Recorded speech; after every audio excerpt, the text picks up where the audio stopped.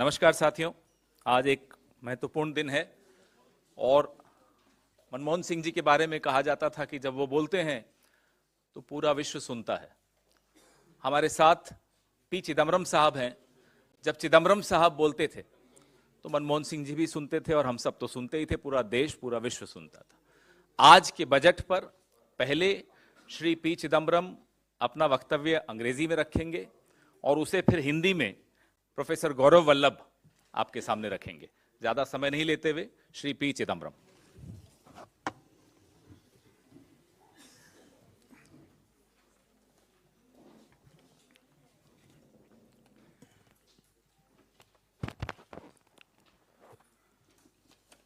Good evening to all of you. As usual, I have a brief opening statement. It will take about 5 to 7 minutes to read it. And after that, Dr. Gourav Vallabh will give the gist of it in Hindi, and then we'll take questions. The budget for 2023-24 and the budget speech of the Honorable Finance Minister show how far this government is removed from the people and their concerns about life, livelihood, and the growing inequality between the rich and the poor.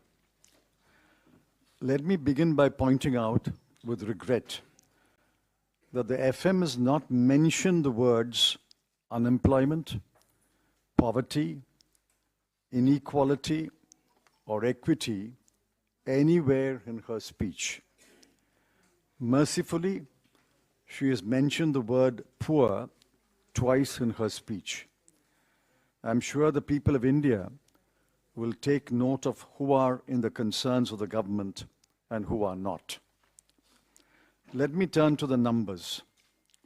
Last year, the government estimated the GDP for 2021-22 at rupees 232,14,703 crore, and assuming a nominal growth rate of 11.1%, projected the GDP for 22-23 at rupees 258 lakh crore.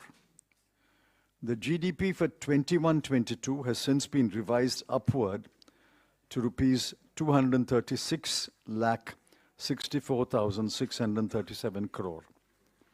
In today's budget papers, the GDP for 22-23 has been estimated at rupees 273 7 lakhs 751 crore, which yields a growth rate of 15.4%, much above the earlier estimate. Given these impressive numbers, real GDP ought to have grown in double digits. Yet the FM and the Economic Survey put the GDP growth at only 7% this year. Will the government explain? The claim of real GDP growth is on the face of lower capital expenditure. Please see the following numbers. In the current year, the BE and RE numbers, capital expenditure was budgeted at 7,50,246 crore. Revised estimate is lower at 7,28,274 crore. Grants for creation of capital assets was estimated at 3,17,643 crore. Revised is 3,25,588 crore. The effective capital expenditure was estimated at 10,67,889 crore, but revised downwards to 10,53,862 crore. Please note that both capital expenditure of the central government and the effective capital expenditure are lower than the budget estimates. So what drove growth in 22-23? We know that private investment is down, exports are down, and private consumption is stagnant. So how does the government explain the 7% growth in the current year? Besides, in 22-23, the growth rates in Q1 and Q2 have been estimated at 13.5% and 6.3% respectively. So we already have 9.9% growth in the first half of the year. If the whole year will only yield 7%, does that mean that Q3 and Q4 will record growth rates of only 4 to 4.5%? For the whole year, therefore, quarterly GDP growth rate is sliding. 13.5, down to 6.3, down to 4.2, and then eventually down to 4.0. There are other numbers which are disconcerting. The lesson to be drawn is that the government is not spending what was promised on key schemes. Now, I've given the numbers in the BE and the RE. Just look at the numbers. Agriculture and allied activities, 83,521 crore, down to 76,279 crore. PM Kisan, 68,000 crore to 60,000 crore. Education, 104,278 crore to 99,881 crore. Health, 86,606 crore to 76,351 crore. Social welfare, 51,780 crore to 46,502 crore. Urban development, 76,549 crore to 74,546 crore. This is shocking. Umbrella scheme for development of scheduled caste, 8,710 crore to 7,722 crore. Scheduled tribes, 4,111 crore to 3,874 crore. Minorities, 1,810 crore to only 530 crore. And other vulnerable groups, 1,931 crore to 1,921 crore. Now look at transfer to state. What was promised was 3,34,339 crore. But what will be transferred is only 2,70,936 crore. Where have the remaining 64,000 crore gone? No taxes have been reduced, except for the small number who have opted for the new tax regime. No indirect taxes have been reduced. There is no cut in the cruel and irrational GST rates. There is no reduction in the prices of petrol, diesel, cement, fertilizers, etc. There is no cut in the numerous surcharges and cesses which are anyway not shared with the state governments. Who has benefited by this budget? Certainly not the poor, not the youth looking desperately for jobs, not those who have been laid off, not the bulk of the taxpayers, not the homemaker, not the thinking Indians who are shocked by the growing inequality, the rise of the number of billionaires, and the wealth being accumulated in the hands of the 1% of the population. And certainly not you. You have not benefited by this budget. This much is clear. The government is determined to push the fortunes of gift city Ahmedabad at the cost of other commercial and financial centers. The government is also determined to push the new tax regime, for which there are few takers for a variety of reasons. Besides, making the new tax regime the default option is grossly unfair and will rob the ordinary taxpayer of the meager social security that he may get under the old tax regime.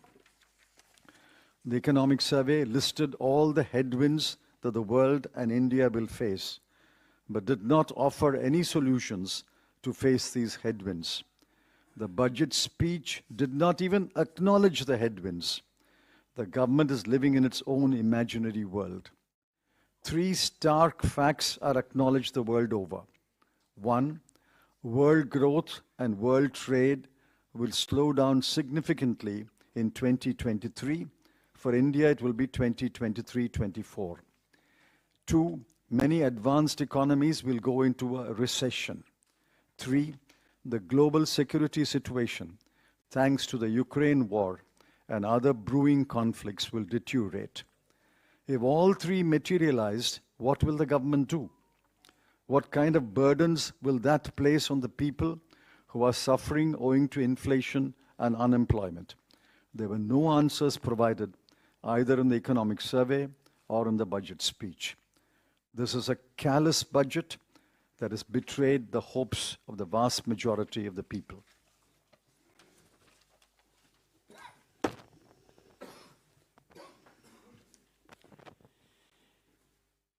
नमस्कार साथियों,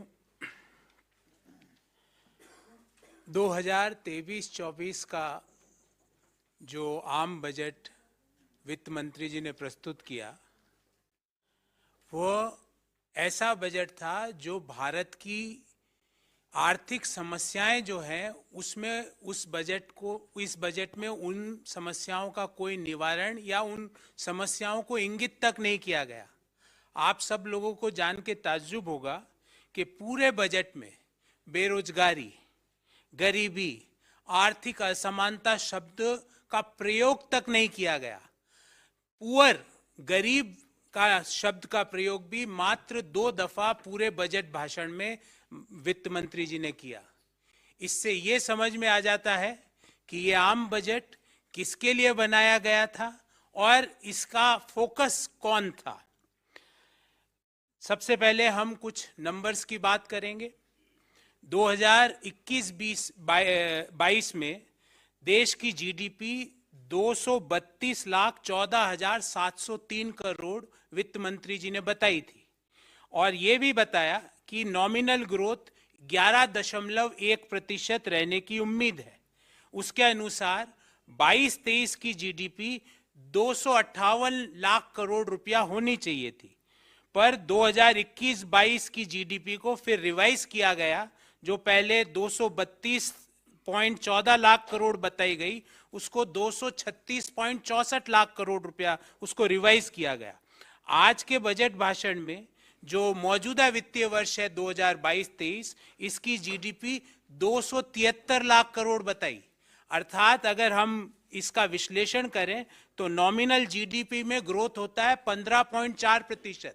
nominal GDP में अगर 15.4% की growth है तो real GDP कम से कम double digit में होनी चाहिए। वित्त मंत्री जी और आर्थिक सर्वेक्षण में इसको 7% पर बताया गया। क्या सरकार बताएगी कि ये 7% ही क्यों है? क्योंकि जो आपके बजट के जो नॉमिनल जीडीपी के नंबर्स हैं वो तो कुछ और ही व्याख्या कर रहे हैं। दूसरी बात, जो सरकार का जो कैपिटल एक्सपेंडिचर है वो जो एस्टिमेट किया था मौजूदा वित्तीय वर्ष में 10,67,889 करोड़, 10.678889 करोड़, जबकि रिवाइज्ड एस्टिमेट में वो 10,53,862 करोड़ हुआ। मतलब जो पूंजीगत खर्चा सरकार करना चाहती थी वो भी पूरा नहीं कर पाई। अब सवाल ये उठता है कि जब प्राइवेट इन्वेस्टमेंट गिर रहा है, एक्सपोर्ट्स गिर रहे हैं, प्राइवेट कंजम्पशन मोर और लेस स्थिर बना हुआ है, जो कैपिटल एक्सपेंडिचर है, पूंजीगत खर्चा है, वो गिर रहा है, तो ये 7% जीडीपी अचीव हुई तो हुई कैसे? इसका कोई व्याख्या इस बजट में नहीं दी गई। उसके अलावा जो मौजूदा वित्तीय वर्ष के 2 पहले क्वार्टर के जो रिजल्ट आए, 13.5% की ग्रोथ और 6.3% की ग्रोथ, तो पहले हाफ ईयर में देश की जीडीपी ग्रोथ हुई 9.9%। अगर हम मान भी लें कि 7% की जीडीपी ग्रोथ होगी तो आने वाले जो क्वार्टर 3 और क्वार्टर 4 है उसकी ग्रोथ 4 से 4.5% रहेगी। अर्थात मौजूदा वित्तीय वर्ष में क्वार्टर दर क्वार्टर देश की जीडीपी ग्रोथ रेट गिरी है। मौजूदा वित्तीय वर्ष के पहले क्वार्टर में 13.5%, दूसरे क्वार्टर में 6.3%, तीसरे क्वार्टर में 4 से 4.5% के बीच और चौथे में भी यही।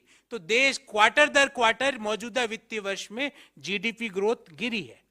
यह भी बड़ी ताज्जुब की बात है कि देश की सरकार देश की प्रमुख स्कीम्स में जितना खर्चा करने का सोचती है उतना खर्च भी नहीं कर पाती है।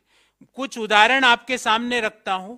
कृषि पर सोचा था सरकार ने कि 83,521 करोड़ रुपए खर्च करेगी, जबकि इसको रिवाइज कर दिया गया 76,279 करोड़।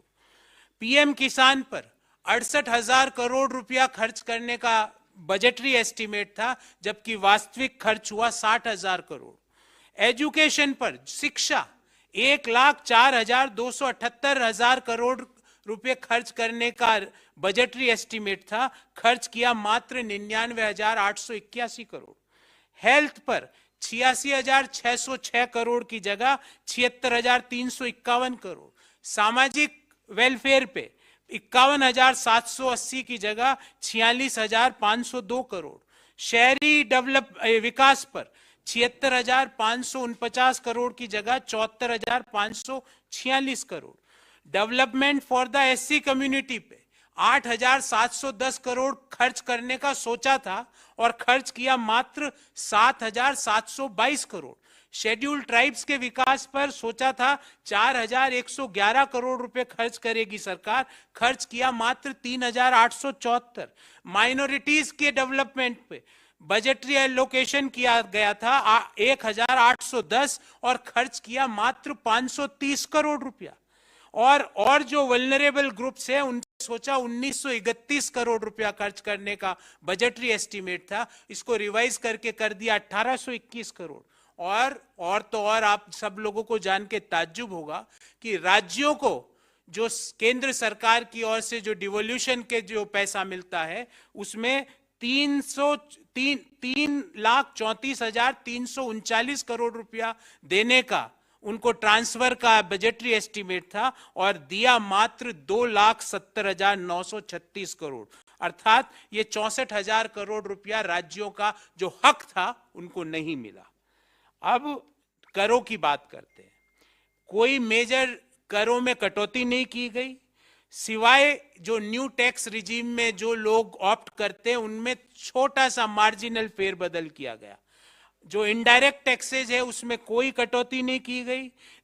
जो पेट्रोल है, डीजल है, सीमेंट है, फर्टिलाइजर्स हैं, इनके दाम यथावत बने हुए हैं। जो जीएसटी की इरेशनल दरें हैं उसमें कोई रैशनलिटी नहीं लाई गई।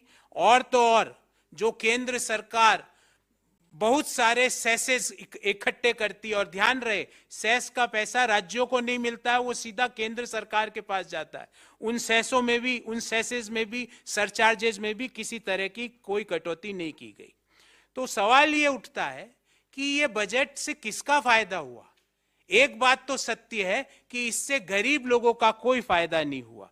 जो युवा पीढ़ी है जो रोजगार की तलाश कर रही है उनका भी कोई फायदा नहीं हुआ। जो लोगों को नौकरी से निकाला गया है पिछले 2 साल 1 साल में उनको भी कुछ नहीं मिला।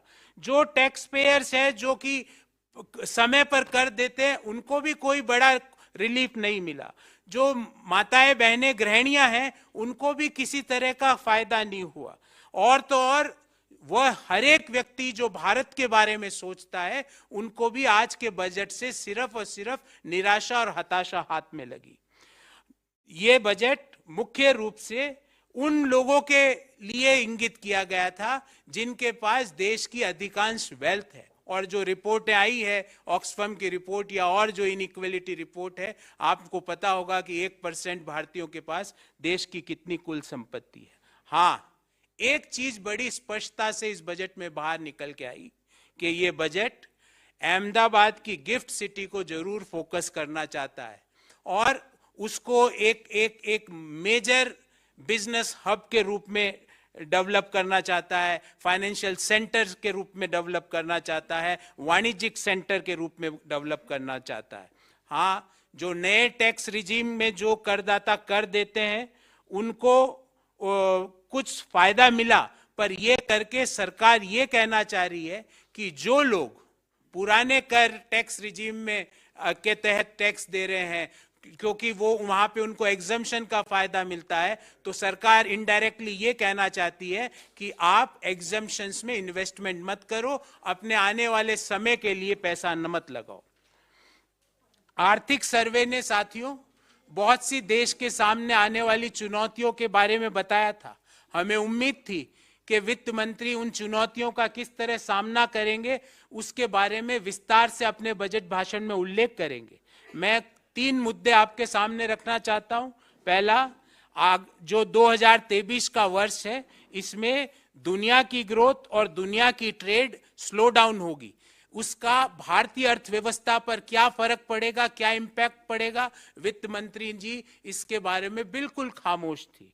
दूसरा, दुनिया की बड़ी अर्थव्यवस्थाएं रिसेशन में जाएगी, उसके कारण देश की अर्थव्यवस्था पर क्या फर्क पड़ेगा, इसके बारे में इस बजट में किसी भी तरह का उल्लेख नहीं किया गया। और लास्ट, जो वैश्विक सिक्योरिटी सिचुएशन है, उसके बाद जो और आगे आने वाले समय में और ज्यादा डेट्रियोट करेगी, उसके बारे में भी इस बजट में किसी तरह का उल्लेख नहीं है।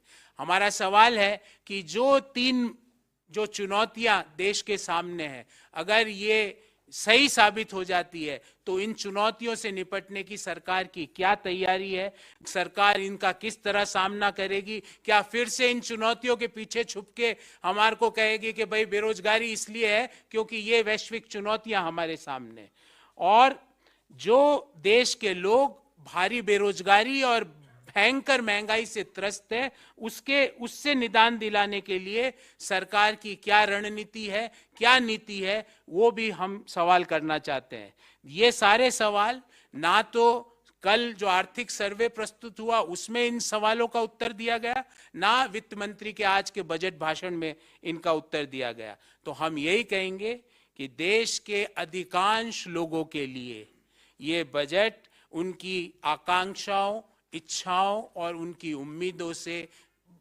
पर बिल्कुल भी खरा नहीं उतरा है।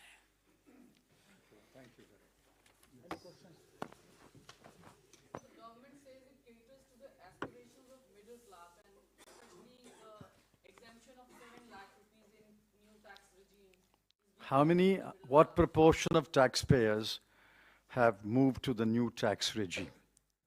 The Income Tax Department is expected to release basic data every year.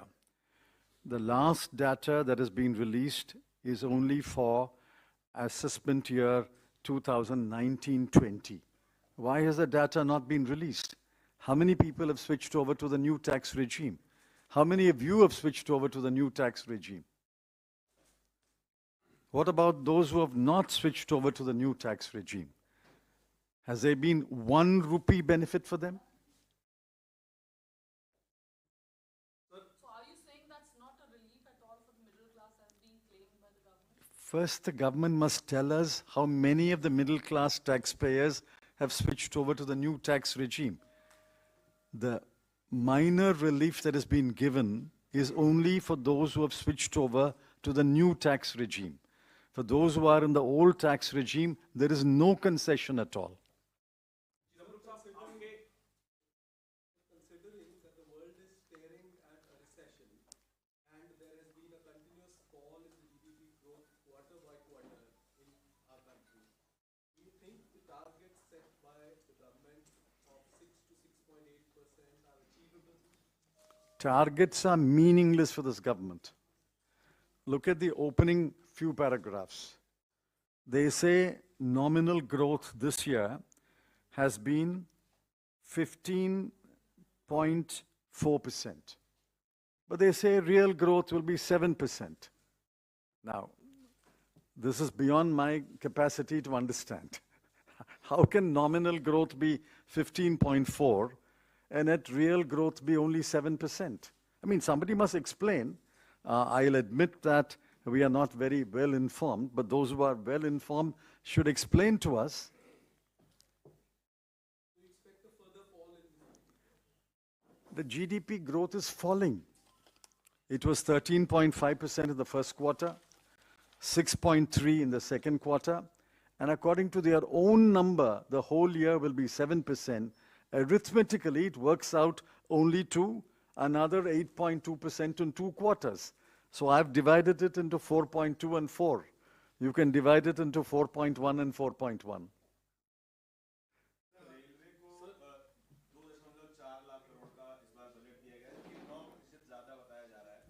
Allocation to railway. There's been increase.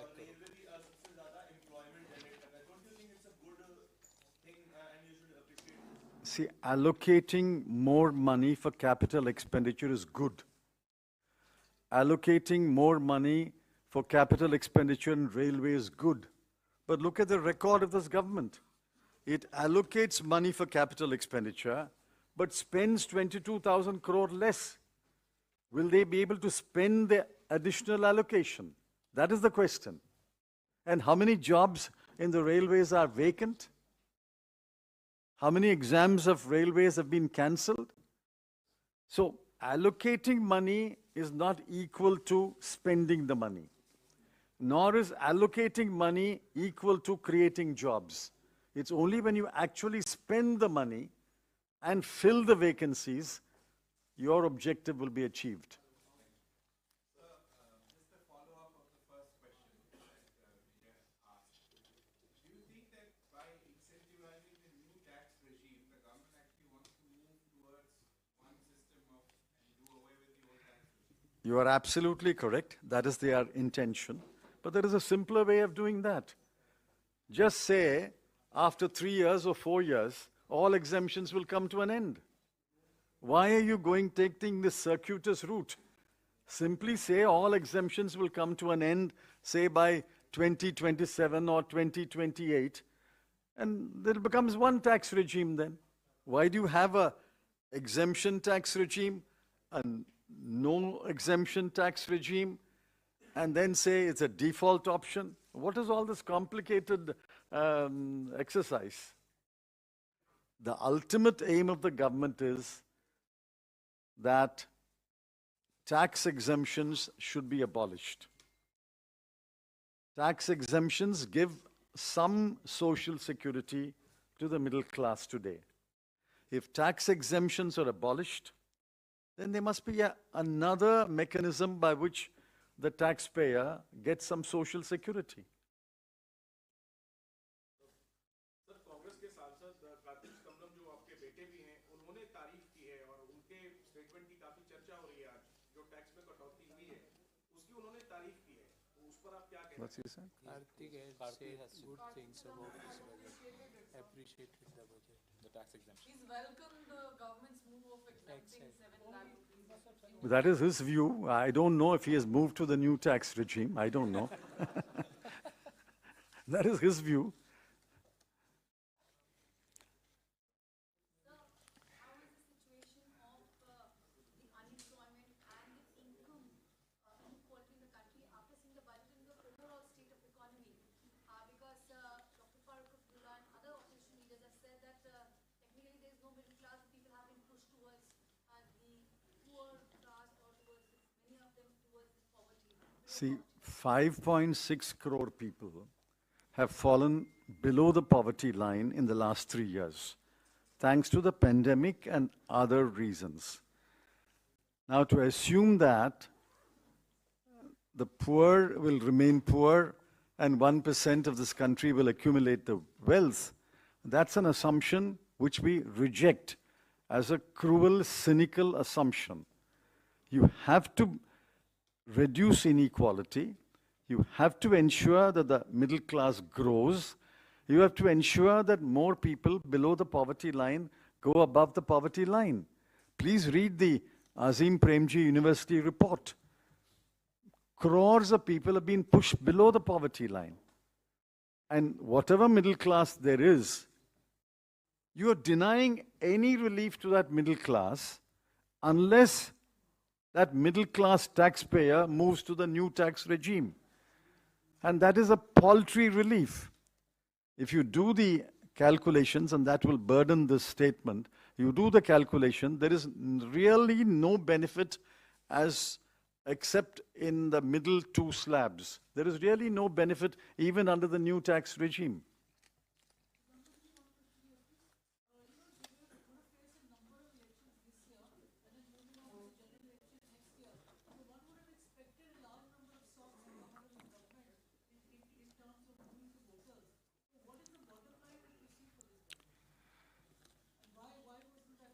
Now, I can't read the mind of the government or the Prime Minister or the Finance Minister. It's quite clear that they have forgotten the poor. They have practically forgotten the middle class. So, I can only conclude that they are relying upon other factors and other forces to win an election. Well, I don't know. This question should be put to the Prime Minister. Of course, I understand you will never give it an opportunity. But you put the question to the Finance Minister at least. This is about the Manrega. So various states are complaining about the wages are not given to the daily workers. But would you like to comment on this because there is no mention about Manrega? You see, what was promised is 100 days of employment a year. Now, the economic survey says the Manrega demand has increased. Over 6 crore households have asked for work. Only 5.7 crore households got work. And the average number of days they got work is 42. So we don't have a full Manrega. We have got a less than a half Manrega. They don't get work. All the households don't get work. And even the work they get is only 42 days a year. And every state is saying arrears of Manrega wages are due. So actually, Manrega is being squeezed from all sides. Don't give work to everybody who demands. Don't give him or her 100 days work. And hold back the wages. So it's being squeezed from all sides.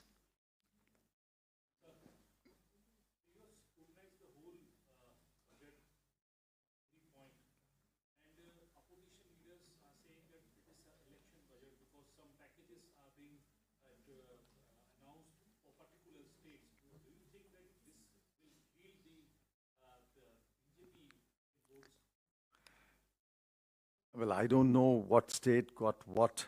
You have to, but you have to look into it. But the fact is that in 22-23, they promised to transfer 3,34,339 crore. They will transfer only 2,70,936 crore. What is the use of announcing packages if money is not transferred? They have transferred, or they will transfer by 31st of March this year, 70,000 crore less than what was promised. Now, this is the budget number. They can't transfer any more because once this budget is approved, they cannot transfer anything more than 2,70,936 crore. So the state should be asking, where is the money that you promised us? You promised to transfer 3,34,000 crore. You are transferring only 2,70,000 crore. That is the question which chief ministers must ask. And I hope they will.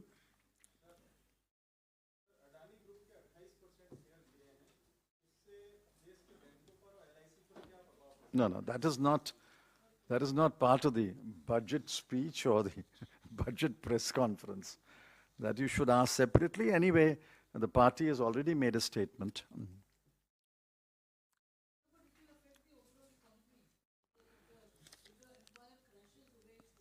Did you put the question to the finance minister a couple of hours ago? Any